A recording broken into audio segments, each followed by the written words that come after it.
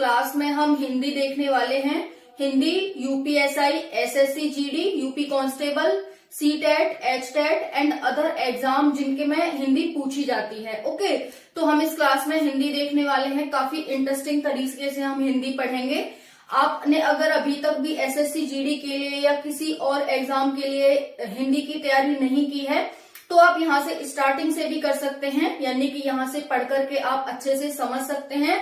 और अगर आपकी तैयारी हो गई है तो रिवीजन कर सकते हैं। ठीक है, तो आपको बहुत ही हेल्पफुल होने वाली है ये क्लास, बहुत ही फ्रूटफुल। ओके, तो हम स्टार्ट करते हैं। देखो, आप सभी को पता है कि हमने वर्णमाला पढ़ा है। वर्णमाला जिसमें 52 वर्ड होते हैं। जब हम हिंदी पढ़ना स्टार्ट करते हैं तो सबसे पहले हम वर्णों को पढ़ते हैं। वर्णों से मिलकर के वर्णमाला बनती है। वर्णमाला में कुछ स्वर होते हैं तो कुछ व्यंजन होते हैं, फिर उनको हम अलग अलग पार्ट में डिवाइड करते हैं। तो इसी तरह से हम यहाँ पर पढ़ने वाले हैं।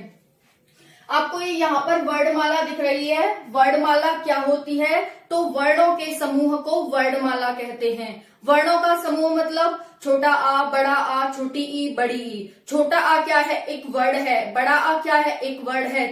छोटी ई क्या है? एक वर्ड है। का कबूतर क्या है? एक वर्ड है। ज्ञानी क्या है? एक वर्ड है। तो ये वर्ड हो गए और इनसे यानी कि वर्णमाला में 52 जो वर्ड हैं इनसे मिलकर के वर्णमाला का निर्माण होता है।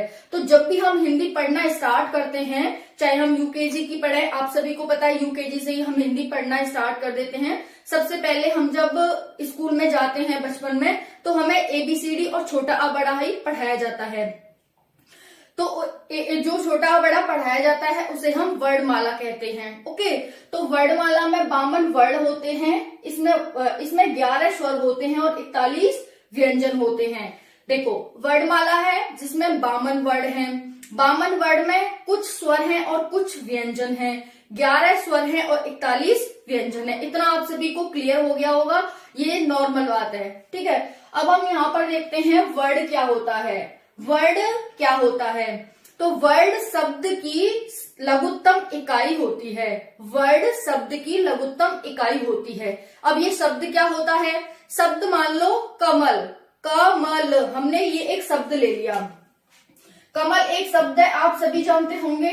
तो ये शब्द है तो ये किससे मिलकर के बना हुआ है? ये वर्णों से मिलकर के बना हुआ है। इसमें क एक वर्ड है, म एक वर्ड है और ल एक वर्ड है, यानी कि ये वर्णों का समूह है। ठीक है, इसी को हम शब्द कहते हैं। तो वर्णों, बहुत सारे वर्णों से मिलकर के एक शब्द का निर्माण होता है और जिस वर्णों के समूह को हम वर्णमाला कहते हैं। तो यहाँ पर वर्ड क्या है? लघुत्तम इकाई को ही हम वर्ड कहते हैं। जैसे हमने अभी देखा था कमल, कमल में पूरा शब्द था। क एक वर्ड था, म एक वर्ड था, ल एक वर्ड था। वैसे ही आप यहाँ देख सकते हैं छोटा आ, बड़ा आ, का कबूतर, खा खरगोश, और भी बहुत सारे वर्ड हैं। ये हमारे वर्ड हो गए, यानी कि शब्द की सबसे छोटी इकाई वर्ड कहलाती है। नेक्स्ट है वर्णमाला क्या होती है। नेक्स्ट क्या है? वर्णमाला क्या होती है? तो वर्णों के समूह को वर्णमाला कहते हैं। वर्णों का समूह वर्णमाला कहलाता है। वर्ण क्या थे? हमने देख लिया था, छोटा आ, बड़ा, छोटी बड़ी, ये एक एक वर्ण हैं। अब जब हम सारे वर्णों को मिला देंगे अ से लेकर के ज्ञ तक, तो वो क्या कहलाएगी? वर्णमाला कहलाएगी। तो यहाँ पर आप देख सकते हैं अ से ज्ञ तक के हम सारे वर्णों को ले लेंगे तो वो वर्णमाला कहलाएगी, यानी कि हमने वर्णों का एक समूह बना दिया। इसमें 52 वर्ड होते हैं वर्णमाला में, 11 स्वर होते हैं और 41 व्यंजन होते हैं। इतना आप सभी को क्लियर हो गया होगा, है ना? तो आप सभी को दिख भी रहा होगा। ठीक है, नेक्स्ट है, हमने वर्ड देख लिया, वर्णमाला देख लिया। अब हम देखते हैं स्वर क्या होता है। स्वर क्या होता है?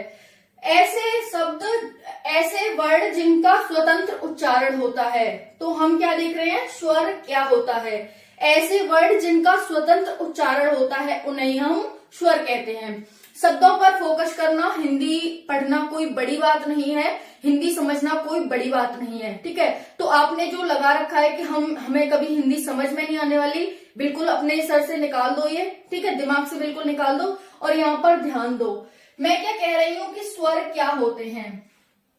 ऐसे वर्ण जिनका स्वतंत्र उच्चारण होता है उन्हें हम स्वर कहते हैं। देखते हैं स्वतंत्र उच्चारण जिनका होता है उन्हें हम स्वर कहते हैं। जैसे छोटा आ, बड़ा आ, छोटी ई, बड़ी ई, छोटा ऊ, बड़ा ऊ, री, ए ओ। ये 11 स्वर हो गए हमारे पास। जैसा कि हमने देखा था कि वर्णमाला स्वर और व्यंजन से मिलकर के बनी हुई है। 11 स्वर हो गए, कौन कौन से? छोटा आ, बड़ा आ, छोटी ई, बड़ी ई, छोटा ऊ, बड़ा ऊ, री, ए ओ। ये 11 स्वर हो गए। तो इनको आपको ध्यान रखना है कि स्वर कौन से होते हैं। अब आप ये मत कहने लगना कि स्वर छोटा आ से छोटी बड़ी अंक तक होते हैं, ऐसा नहीं है। इसमें छोटी अंक बड़ी अंक नहीं आती हैं। ये इसीलिए यहाँ तक 11 होंगे, जब आप उन्हें भी मिला देंगे तो 13 हो जाएंगे, जो कि नहीं होते हैं। ठीक है, तो यहाँ पर ये हमारे हो गए स्वर जिनका स्वतंत्र उच्चारण होता है। नेक्स्ट है व्यंजन। व्यंजन क्या होते हैं? ऐसे वर्ण जिनका उच्चारण स्वरों की सहायता से होता है। मैंने क्या कहा है? व्यंजन क्या होते हैं? तो इसका आंसर क्या हो जाएगा? ऐसे वर्ण जिनका उच्चारण स्वरों की सहायता से होता है, उसे ही हम व्यंजन कहते हैं। तो स्वर की सहायता से जिनका उच्चारण होता है उन्हें हम व्यंजन कहते हैं। जैसे कि क से ज्ञ तक। क से ज्ञ तक कितने हो जाएंगे? 41, है ना। क से ज्ञ तक कितने हो जाएंगे? 41 हो जाएंगे। इनको हम क्या कहते हैं? व्यंजन कहते हैं। अब जैसे क ले लिया हमने, क ऐसे लगाया प्लस अ, तो इनका उच्चारण कैसे हो रहा है? स्वरों की सहायता से हो रहा है। ये व्यंजन हो गया, इसमें हलंत लगा हुआ है, और ये हमारा स्वर हो गया। ठीक है, तो आप सभी को ये क्लियर हो गया होगा। वैसे ही हम ख लें, ख को हम कैसे करेंगे? ख हो जाएगा जिसमें हलंत आ जाएगा प्लस अ हो जाएगा। तो इस तरह से इनमें स्वर ऐड होते हैं, तभी हम कहते हैं कि ऐसे वर्ड जिनका उच्चारण स्वरों की सहायता से होता है उन्हीं को हम व्यंजन कहते हैं। तो इतना आप सभी को यहाँ पर क्लियर हो गया होगा। ठीक है, अब हम नेक्स्ट देखते हैं अयोगवाह। अयोगवाह क्या होते हैं? तो यहाँ पर है अयोगवाह छोटी अंग और बड़ी अंग को हम अयोगवाह कहते हैं। छोटी अंग और बड़ी अंग को अयोगवाह कहते हैं। छोटी अंग को हम अयोगवाह कहते हैं, मतलब इन दोनों को हम अयोगवाह कहते हैं। वहीं पर अगर एग्जामिनर आपसे पूछ ले कि छोटी अंग को क्या कहते हैं, अगर आपसे सेपरेट करके पूछ ले कि छोटी अंग को क्या कहते हैं, तो आपको बताना है इसे हम अनुस्वार कहते हैं। वहीं पर बड़ी अंक को पूछ ले कि ओनली बड़ी अंक को क्या कहते हैं, तो विसर्ग कहते हैं। अगर आपसे एग्जामिनर देता है कि निम्नलिखित में से कौन सा अयोगवाह का समूह है ना, ऐसे दे दे, तो आपसे दे दे छोटी अंग बड़ी अंग, फिर दे दे दूसरे पे क ख, फिर दे दे छोटा आ बड़ा आ, फिर दे दे छोटा ऊ बड़ा ऊ, तो आप क्या लगाएंगे? अयोगवाह छोटी अंग और बड़ी अंग। वहीं पर एग्जामिनर आपसे पूछता है कि अनुस्वार निम्नलिखित में से कौन सा एक अनुस्वार है। ठीक है, तो वहां पर आपको दे दे छोटा आ, फिर दे दे का कबूतर, फिर आपको दे दे बड़ी अंग, और फिर आपको दे दे छोटी अंग, है ना, ऐसे दे दे। तो आप किस पर टिक करेंगे? अनुस्वार में। अनुस्वार में आप इस पर टिक करेंगे कि ये अनुस्वार है और ये विसर्ग है। विसर्ग वे शब्द होते हैं जिनमें पीछे 2 बिंदी लगी होती हैं। चाहे कोई सा भी क हो उसमें 2 बिंदी लगी हो तो हम कहेंगे विसर्ग। हम आगे पढ़ेंगे स्वर संधि विसर्ग संधि क्या होती हैं, तो उसमें आप सभी को क्लियर हो जाएगा। तो यहाँ पर हमने देखा स्वर क्या है, व्यंजन क्या है और अयोगवाह क्या होते हैं। अब नेक्स्ट देखते हैं विव्रत। विव्रत स्वर क्या होते हैं? विव्रत स्वर क्या होते हैं, अब हम नेक्स्ट देखने वाले हैं। इतना आप सभी को क्लियर हो गया होगा। वर्ड क्या है, वर्णमाला क्या है, स्वर क्या है, व्यंजन क्या है और अयोगवाह क्या है। हमने 52 वर्ण यहाँ पर देख लिए हैं। इन दोनों को हम अलग से काउंट करते हैं, वर्णमाला में नहीं काउंट होते हैं, ये अलग से काउंट करते हैं हम इन्हें। छोटी अंग और बड़ी अंग जिन्हें हम अयोगवाह कहते हैं। ओके, तो यहाँ पर देख सकते हैं विव्रत स्वर क्या होते हैं। ऐसे स्वर जिनके उच्चारण में पूरा मुंह खुलता है। हिंदी आप अगर पढ़ते हो तो आपको सिर्फ प्रैक्टिकल रूप में पढ़नी है हिंदी को, मतलब प्रैक्टिकल करके देखना है। अगर यहाँ कहा गया है आपसे विव्रत स्वर, यानी विव्रत में कह रहा है कि ऐसे स्वर जिनके उच्चारण में हमारा पूरा मुंह खुलता है, उसको हम क्या कहते हैं? विव्रत स्वर कहते हैं। तो इसने एग्जाम्पल दिया है कि जो बड़ा आ है वो हमारा विव्रत स्वर है। बोल के देखना, बड़ा आ, तो पूरा मुंह खुल रहा है ना हमारा, तो ठीक है। तो इसने कह दिया कि ये जिसमें हमारा पूरा मुंह खुलता है वो होते हैं विव्रत स्वर। ठीक है, फिर नेक्स्ट कहता है अर्ध विव्रत स्वर क्या होते हैं। ये कह रहा है कि अर्धविवृत स्वर ऐसे स्वर होते हैं जिनके उच्चारण में आधा मुंह खुलता है। जब हम अर्ध का मतलब आधा और विवृत का मतलब विवृत का आधा, विवृत में पूरा मुंह खुल रहा था, अर्धविवृत में हमारा आधा मुंह खुलेगा। ये कह रहा है कि इसके एग्जाम्पल है छोटा आ, छोटा आ, छोटी ए और बड़ा ओ। छोटा आ, ये यहाँ पर छोटा आ हो गया, ये बड़ी ए हो गई और यहाँ पर ये बड़ा ओ हो गया। ठीक है, तो बोल के देखना, अ बोला, छोटा है ना तो अ बोलेंगे, आधा मुंह खुल रहा है। ठीक है, फिर बोल रहा है ये बड़ी ए, बड़ी ए, बड़ी ए, आधा मुंह खुल रहा है। ठीक है, फिर ये कह रहा है बड़ा ओ, बड़ा ओ, बड़ा ओ, बड़ा ओ, तो आधा मुंह खुल रहा है। तो यहाँ पर आप इस तरह से देख सकते हैं। उसके बाद है यहाँ पर री, री।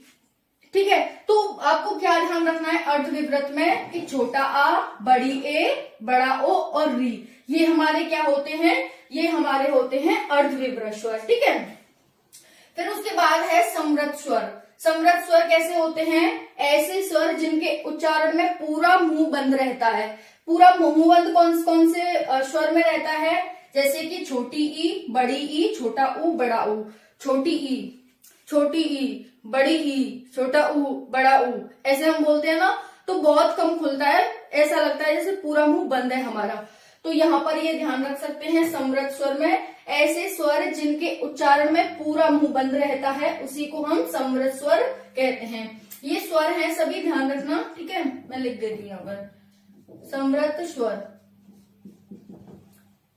अर्ध समृत स्वर, और ये हो गए हमारे समृत स्वर। ठीक है, फिर वैसे ये अर्ध समृत स्वर।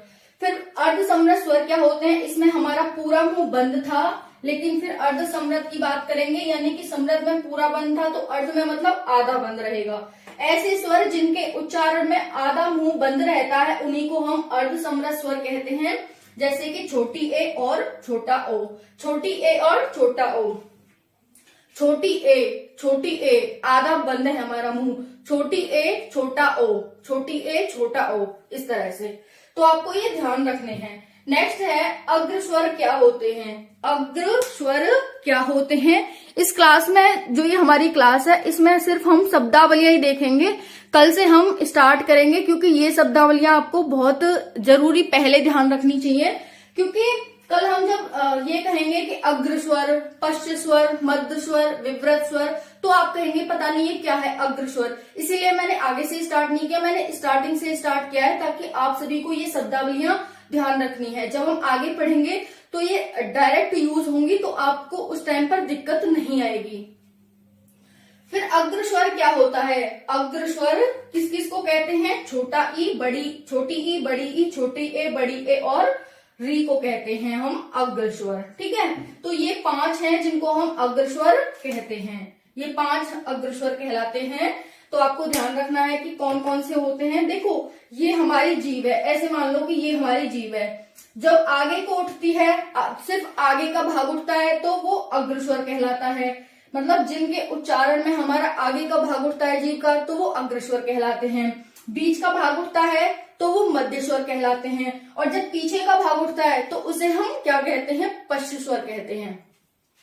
तो इस तरह से आपको ध्यान रखना है, ये वाला भाग अग्र स्वर, ये मध्य स्वर और ये पश्च स्वर। ओके, तो ये हमारी क्या है, टंग है, ये हमारी जीभ है। तो वही कह रहा है कि अग्र स्वर क्या होते हैं, जिनके उच्चारण में हमारी जीभ का अगला भाग उठता है, उनको हम अग्र स्वर कहते हैं। जैसे छोटी ई, बड़ी ई, छोटी ए, बड़ी ए और री। जैसे छोटी ई आगे वाला भाग उठ रहा है, बड़ी ई, छोटी ए, बड़ी ए, री। ठीक है, आगे वाला आप भी इसे उच्चारण करके देख सकते हैं। फिर है मध्य स्वर। मध्य कौन से होते हैं, जिसमें बीच वाला भाग उठेगा, जैसे अ है ना, बीच का उठ रहा है। फिर हो जाएगा पश्च स्वर। पश्च स्वर में हमारा पीछे वाला भाग उठेगा, जीभ का पीछे वाला भाग, जैसे कि आ, उ, ओ, बड़ा आ, छोटा ऊ, बड़ा ऊ, छोटा ओ और बड़ा ओ। ठीक है, तो यहाँ पर आप जब बोलेंगे आ, तो यानी पीछे वाला भाग उठ रहा है हमारा आ। छोटा ऊ, बड़ा ऊ, छोटा ओ, बड़ा ओ, ये हमारा पीछे वाला भाग उठ रहा है। ओके, तो इस तरह से आपको प्रैक्टिकल ये करके देखना है। फिर होते हैं संयुक्त स्वर। संयुक्त स्वर कौन से होते हैं, छोटी ए, बड़ी ए, छोटा ओ और बड़ा ओ। छोटी ए, बड़ी ए, छोटा ओ और बड़ा ओ ये हमारे संयुक्त स्वर होते हैं। संयुक्त का मतलब है ये अन्य स्वरों से भी मिलकर के बने हुए हैं। ये सिर्फ ये नहीं है कि इसमें और भी स्वर मिले हुए हैं जिनके माध्यम से ये संयुक्त स्वर बने हुए हैं, इसीलिए हम इन्हें संयुक्त स्वर कहते हैं। तो इतना आप सभी को यहाँ पर क्लियर हो गया होगा कि हमने इसमें क्या देखा कि हमारी एक हिंदी है जिसमें 52 वर्ण हैं। वर्णों से के मेल से वर्णमाला का निर्माण होता है। वर्णों के मेल से वर्णमाला का निर्माण होता है। वर्णमाला में 11 स्वर होते हैं, 41 व्यंजन होते हैं। फिर वर्ण क्या होता है? वर्ण शब्द की लघुत्तम इकाई होती है। वर्ण शब्द की लघुत्तम इकाई होती है, जैसे कि ये हमारे वर्ण हैं। फिर वर्णमाला क्या होता है? वर्णों का समूह वर्णमाला कहलाता है, जैसे कि अ से ज्ञ तक 52 वर्ण हो गए। फिर आता है स्वर। स्वर में जिनका स्वतंत्र उच्चारण होता है वो स्वर कहलाते हैं। व्यंजन क्या होते हैं? स्वर की सहायता से जिनका उच्चारण होता है, जैसे मैंने बताया था क में क्या हो गया? क हलंत आ गया प्लस अ आ गया, ये स्वर की सहायता से इसका उच्चारण हुआ है। तो इस तरह से भी मैंने बताया था, वो हो गया। फिर अयोगवा होता है। अयोगवा छोटी अंग और बड़ी अंग को कहा जाता है। वहीं आपसे सेपरेट करके पूछे कि अनुस्वार कौन सा शब्द, कौन सा वर्ड है, तो आपको बताना है अनुस्वार जो होता है छोटी अंग होती है और विसर्ग बड़ी अंग होती है। फिर है विव्रत स्वर, ऐसे स्वर जिनके उच्चारण में पूरा मुंह खुलता है, जैसे कि बड़ा आ। अर्धविव्रत स्वर, ऐसे स्वर जिनके उच्चारण में आधा मुंह खुलता है, जैसे कि छोटा आ, बड़ी ए और बड़ा ओ। छोटा आ, बड़ी ए और बड़ा ओ और री, है ना, ये 4 हो गए। ये आपको ध्यान भी रखने हैं कि विव्रत स्वर कौन सा है, कितने होते हैं? 1। अर्धविव्रत कौन से होते हैं हमारे? 4। अर्धविव्रत स्वर 4 होते हैं। समव्रत स्वर कितने होते हैं? 4 होते हैं। फिर अर्धसमव्रत स्वर कौन से होते हैं? 2 होते हैं। ऐसे पूछा जा सकता है, किसी भी तरह से पूछ सकता है एग्जामिनर आपसे। ऐसे पूछ सकता है कि अर्धविव्रत स्वरों की संख्या कितनी है, ऐसे पूछ लेगा, समव्रत विव्रत इनमें से। या फिर ऐसे पूछ लेगा निम्नलिखित में से कौन सा समव्रत स्वर है, कौन सा अर्धसमव्रत स्वर है, इस तरह से, है ना। फिर उसके बाद है अग्रस्वर। क्या होते हैं? जो आगे वाली जीभ हमारी उठती है उनको अग्रस्वर कहते हैं। जिनके उच्चारण में हमारा मध्य वाला भाग उठता है जीभ का, उसे हम मध्य स्वर कहते हैं। और ऐसे वर्ड जिनके उच्चारण में हमारा पश्च भाग उठता है उसे हम पश्च स्वर कहते हैं। संयुक्त स्वर जो अन्य स्वरों से मिलकर के बने हुए होते हैं उन्हें हम क्या कहते हैं? संयुक्त स्वर कहते हैं। इतना आप सभी को क्लियर हो गया होगा यहाँ पर। अब हम देखते हैं व्यंजन। व्यंजन 41 थे हमारे, ठीक है। अब हम उसके बाद देखेंगे कि संयुक्त व्यंजन क्या होते हैं। व्यंजन तो आप सभी को देख लिया कि क से ज्ञ तक व्यंजन होते हैं। अब हम देखेंगे व्यंजन, जो संयुक्त व्यंजन होते हैं वो क्या होते हैं।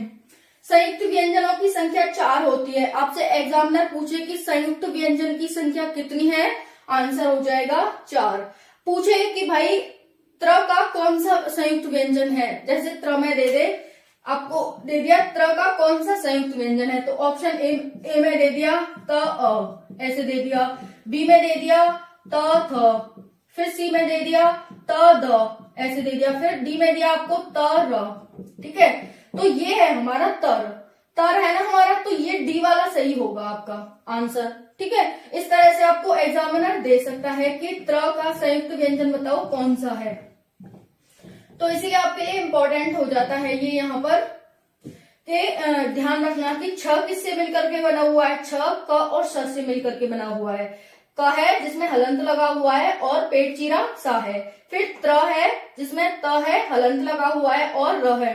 फिर ज्ञ है जिसमें ज में हलंत लगा हुआ है। इन सब आगे वाले में हलंत लगा हुआ है, यानी कि ये आधे हैं, प्लस इसमें ये क्या है, पूरे पूरे व्यंजन हैं। तो यहाँ पर क हलंत श, त में हलंत र, ज में हलंत अ और श में हलंत र। जैसे कि छ मतलब क श छ, त्र त र त्र, ज्ञ ज अ ज्ञ, श्र स र स्र, ठीक है। इस तरह से बहुत ही इजी है, इन्हें याद रखना, बट आपको ध्यान से सुनना और देखना होगा अच्छे से। नेक्स्ट है संयुक्त स्वर कौन से होते हैं। जैसे अभी हमने यहाँ देखा था ना, संयुक्त स्वर 4 संयुक्त स्वर होते हैं और 4 संयुक्त स्वर होते हैं और 4 संयुक्त व्यंजन होते हैं। तो ये संयुक्त व्यंजन है, छोटी ए बड़ी ए छोटा ओ बड़ा ओ, छोटी ए बड़ी ए छोटा ओ बड़ा ओ। अब ये मिलकर के किससे बने होते हैं, छोटा आ बड़ा आ प्लस छोटी ई बड़ी ई। जैसे ए बनेगा कैसे, ए बनेगा अगर हम छोटा आ में छोटी ई मिला देते हैं तो क्या बन जाएगा, ए बन जाएगा। अगर हम छोटा आ में बड़ी ई मिला देते हैं तो ए बन जाएगा। अगर हम बड़ा आ में छोटी ई मिला देते हैं तो ए बन जाएगा।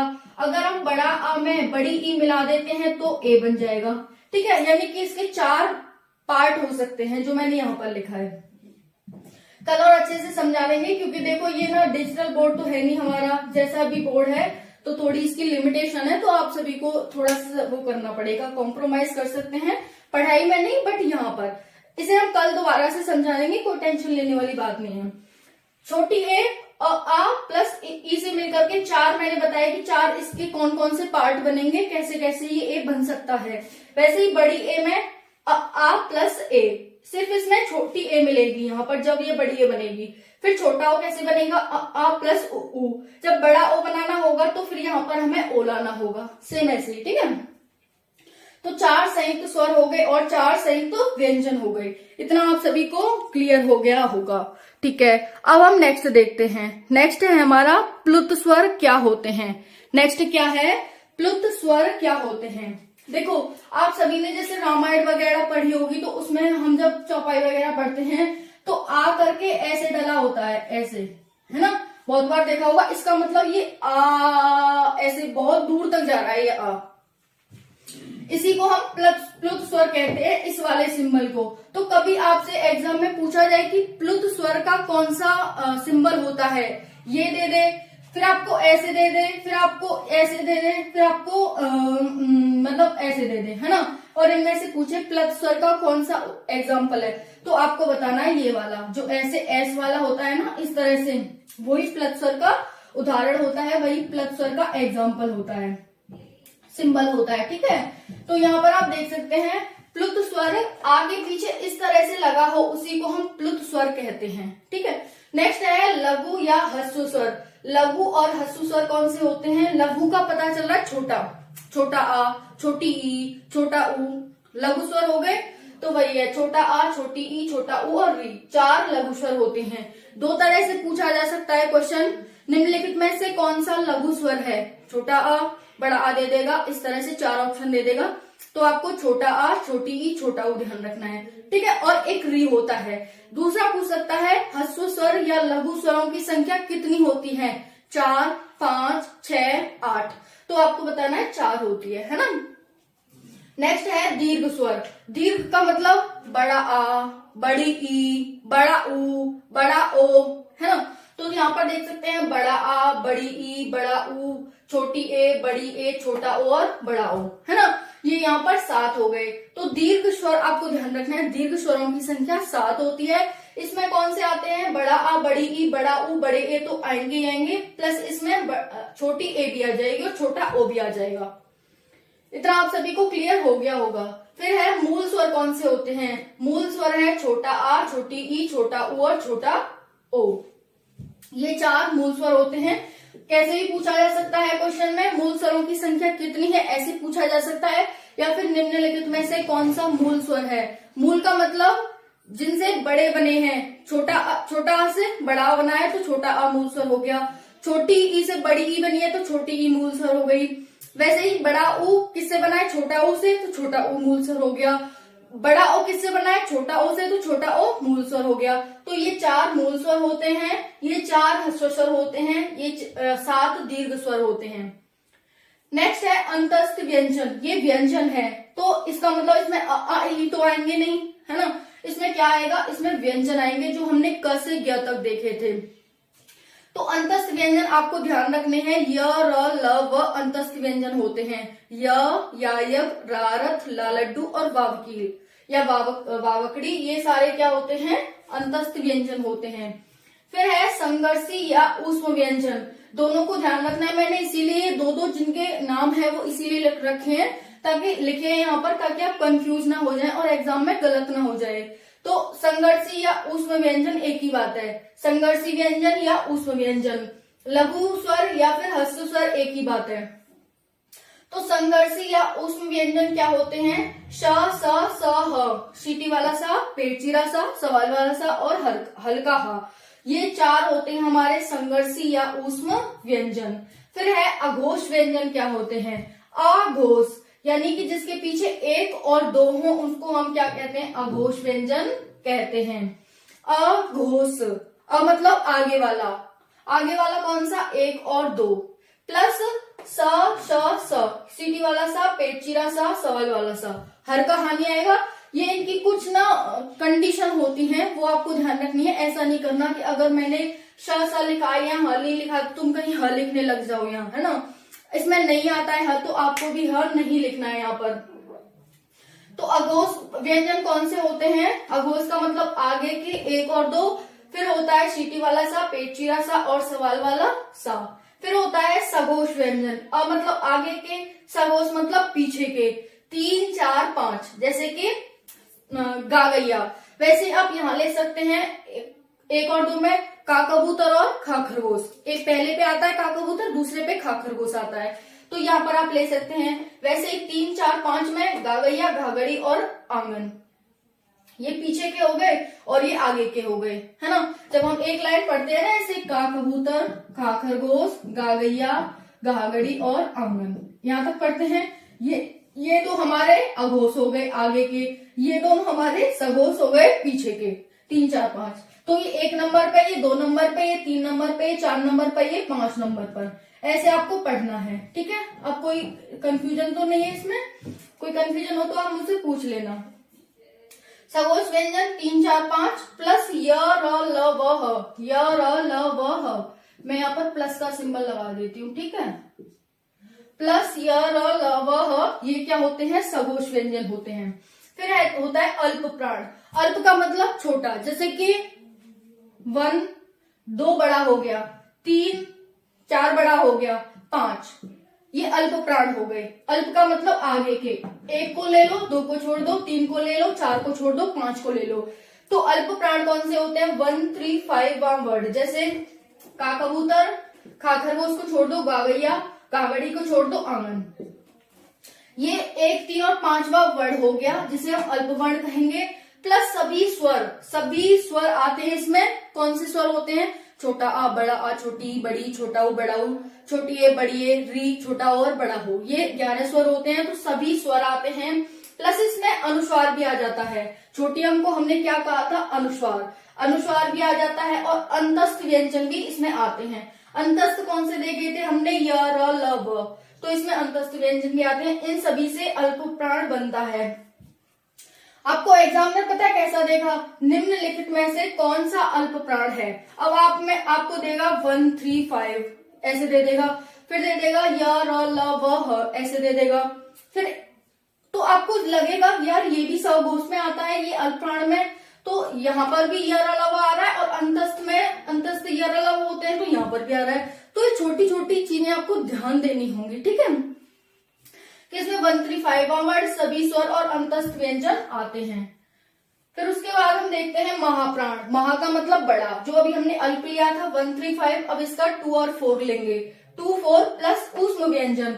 ऊष्म कौन से होते हैं? अभी हमने यहाँ देखा था ऊष्म या संघर्षी व्यंजन स, स, स, ह, तो यहाँ पर स, स, स, ह लिख लेंगे और यहाँ पर बड़ी अंक। यहाँ हमने अनुस्वार लिया था और यहाँ पर हम क्या लेंगे? विसर्ग लेंगे। तो महाप्राण में विसर्ग आता है, ध्यान रखना है आपको। फिर उसके बाद है अनुनासिक। उसके बाद क्या है? अनुनासिक। तो अनुनासिक देखते हैं क्या होता है। अनुनासिक वो होता है जिसका उच्चारण नाक और मुंह दोनों से होता है। जिसका उच्चारण नाक और मुंह दोनों से होता है उसे हम अनुनासिक कहते हैं। अनु यानी कि मुंह और नाक, है ना। तो ड, ढ, न्य, न, म ये होते हैं हमारे 5 अनुनासिक। ड, य, ढ, न, म, ड, ढ, न, म का मतलब हो गया, जैसे हम जैसे लिखेंगे ना क, ख, ग, घ, य। फिर आ जाएगा च, छ, ज, झ, य, ठीक है। फिर आ जाएगा ट, ठ, ड, ढ, न। तो ये पीछे वाले जो पंचमाक्षर होता है ना, यहाँ पर लिखा हुआ है अंतिम पंचमाक्षर अनुनासिक होता है। इसका उच्चारण कैसे होता है? नाक और मुंह से होता है। ड, ड, तो नाक और मुंह दोनों से हो रहा है। न्य, नाक और मुंह। ण, न, म, दोनों से हो रहा है। तो ये अनुनासिक कहलाते हैं, जिनका उच्चारण नाक और मुंह दोनों से होता है। जैसे समझ सकते हैं ट्रिक से, पंचमाक्षर होता है, ठीक है। व्यंजन का पंचमाक्षर प्रत्येक अनुनासिक होता है। फिर निरनुनासिक, यानी कि निर का मतलब नाक का यूज नहीं होगा, सिर्फ मुंह का यूज होगा। तो निरनुनासिक कौन से होते हैं? नाक से नहीं, केवल मुंह से इनका उच्चारण होता है। जैसे अ आ इ ई, अ आ इ ई, मुंह हो रहा है, बिल्कुल नाक पे नहीं जा रहा। अ आ इ ई, आप भी बोल के देखना, अ आ इ ई, है ना, ये बिल्कुल मुंह से हो रहा है। तो निरनुनासिक कौन से होते हैं? नाक से नहीं। निरनु का मतलब नाक से नहीं, सिर्फ मुंह से।